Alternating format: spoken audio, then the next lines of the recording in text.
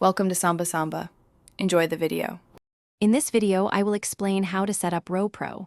First, open your preferred web browser's extension store.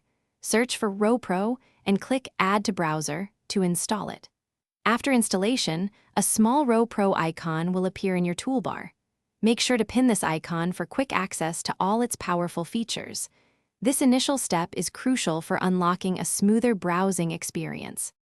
Once ROPRO is installed, click its icon to open the settings panel. Here, you will find many options to enhance your experience. Start by enabling core features such as server filtering, which helps you find better game servers, and the trade value display, offering insights into item worth. You can also personalize the theme and layout to match your style, making ROPRO truly yours. Now, let's dive into ROPRO's more advanced capabilities. Discover features like detailed game statistics, providing valuable insights into your gameplay, and various profile enhancements that make your online presence stand out. You can also set up custom hotkeys for quick access to your favorite functions, saving you precious seconds.